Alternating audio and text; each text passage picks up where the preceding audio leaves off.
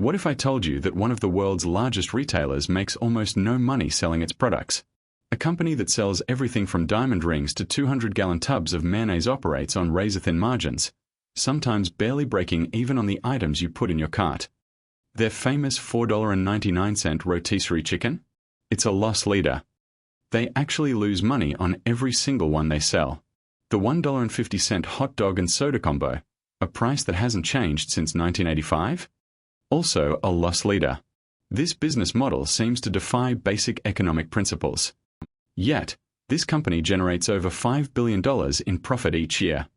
This company, of course, is Costco, a retail giant with hundreds of warehouses worldwide, known for its bulk goods and industrial, no-frills aesthetic. It seems like a straightforward business. You buy products in large quantities for low prices. But the real product isn't the Kirkland signature olive oil or the pallet of toilet paper. Costco's most profitable product is a simple, $60 piece of plastic. Your membership card. So how did this simple card become the engine behind a multi-billion-dollar empire? How does a business that barely profits from its goods dominate the retail landscape? That's the question we are answering today. We are going to unlock the hidden strategy behind Costco's membership machine. To understand Costco's genius, you have to understand its core philosophy, which can be broken down into three strategic pillars. The first pillar is the Iron-Clad Margin Cap. Most retailers follow a simple model: buy low, sell high. A typical supermarket might mark up a product by 25%. A department store could mark up clothing by 50% or more. This markup is their gross margin, the money they use to pay for stores, employees, and marketing, with the remainder being profit. Costco threw this rulebook out the window. From its inception, the company established a strict, self-imposed cap on its margins. No product at Costco can be marked up by more than 14%. The Kirkland signature private label products are capped at 15%. The average markup across the entire store hovers around just 11%. This isn't a suggestion, it's a corporate doctrine.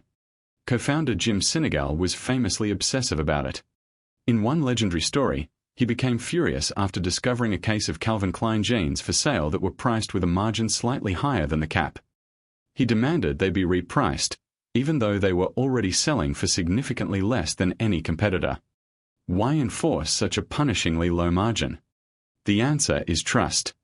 This policy ensures that the customer always gets the best possible deal. There are no inflated prices, no confusing sales, no gimmicks. Just consistently low prices. This builds a level of customer loyalty that is almost fanatical. Shoppers don't need to comparison shop. They trust that Costco has already done the work for them, securing the lowest price possible. This rock-bottom pricing strategy, however, means that after covering the immense costs of operating their massive warehouses, from electricity to employee salaries, the profit on the goods they sell is almost negligible. This creates a paradox. How can you be a successful retailer if you don't make money from retail? That brings us to the second pillar. The second pillar is the Treasure Hunt Curation. Walk into a typical Walmart or Target, and you are met with a dizzying amount of choice. A supercenter might carry over 100,000 different products, known as stock keeping units, or SKUs. Now, walk into a Costco. The experience is completely different. The selection is far more limited. Instead of 50 different types of toothpaste, there might be 3. Instead of a whole aisle of breakfast cereals, there might be a handful of options. A typical Costco warehouse carries fewer than 4,000 SKUs. This is not a weakness. It is a calculated and powerful strategic advantage. By offering a highly curated selection, Costco concentrates its immense buying power on a limited number of items. When it decides to sell a product, it doesn't buy a few cases.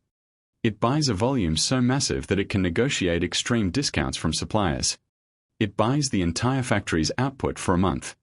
This ruthless efficiency does 2 things. First, it allows Costco to enforce its low-margin rule.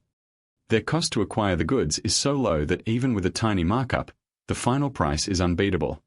Second, it simplifies the shopping experience and reinforces trust. The message to the customer is, "We've vetted all the options for you. These are the best products at the best value." This eliminates decision fatigue for the shopper. But Costco adds a brilliant twist to this model, the treasure hunt. Alongside its core inventory of staples, Costco constantly rotates in a limited supply of high-end, unexpected items. One week it might be designer handbags, the next it might be kayaks or premium Japanese Wagyu beef. These items are not restocked. Once they're gone, they're gone. This creates a sense of urgency and excitement. Every trip to Costco holds the possibility of discovering a unique deal, compelling shoppers to return frequently to see what's new. It turns a routine errand into an adventure. But even with this incredibly efficient model, the profits from selling goods are still minimal. This leads us to the final, and most important, pillar of the strategy. The third pillar is the psychological contract. This is the key that unlocks the entire model. To access this curated world of unbeatable prices, you must first pay a fee. The standard Gold Star membership is $60 per year. The executive membership is $120. This fee fundamentally changes the relationship between the customer and the company. You are no longer just a customer. You are a member of a club. And this is where the psychology comes in. Once you have paid that $60, you have made a financial commitment. This triggers a powerful psychological principle, the sunk cost fallacy. You feel compelled to justify the expense. To get your money's worth, you need to shop at Costco. You will drive a little further, make a dedicated trip, and buy more in bulk to make sure your investment pays off. This simple fee ensures a steady and predictable stream of loyal customers who are primed to spend. And the numbers prove it. Costco boasts a membership renewal rate of over 92 in the US and Canada. That is an astonishingly stable and recurring revenue stream. It's a subscription model, hiding in plain sight as a retailer. And that is the aha moment. Costco isn't a retail company. It is a membership company. The warehouses, the limited SKUs, the treasure hunt items, the food court, and the free samples are all just features.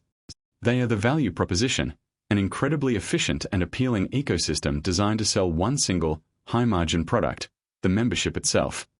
Think about it. The money Costco makes selling merchandise is almost entirely cancelled out by its operational expenses. In its 2023 fiscal year, Costco generated over $237 billion in sales revenue. But its cost of goods sold and operating expenses were so high that its net income from retail operations was razor-thin. During that same period, the company collected $4.6 billion in membership fees. That fee revenue is not used to buy inventory. It is not used to pay for the products on the shelves. It is almost pure, unadulterated profit. That $4.6 billion in membership fees accounted for the vast majority of the company's $6.3 billion in net income. The $60 fee isn't just a barrier to entry. It is the profit model. The entire retail operation is a self-sustaining machine built to justify that annual payment. The stores are, in essence, a service that members are paying to access. The brilliance of this strategy is that it perfectly aligns the company's interests with the customer's interests. For Costco to succeed, it needs people to renew their memberships. The only way people will renew is if they feel they are getting overwhelming value from it. So, Costco is relentlessly focused on driving down prices and increasing quality, because that is how they protect their primary source of profit. They are not trying to squeeze a few extra cents of profit from a can of soup. They are trying to ensure you feel so good about your membership that you will gladly pay them again next year. It's a powerful lesson in business model innovation. By shifting the source of profit from the transaction to the relationship, Costco built a nearly impenetrable moat around its business. It transformed customers into loyal advocates and created a flywheel of value that gets stronger with every new member who signs up. If you learned something new, hit the like button and subscribe for more strategy breakdowns. And let us know in the comments, what company strategy should we unlock next?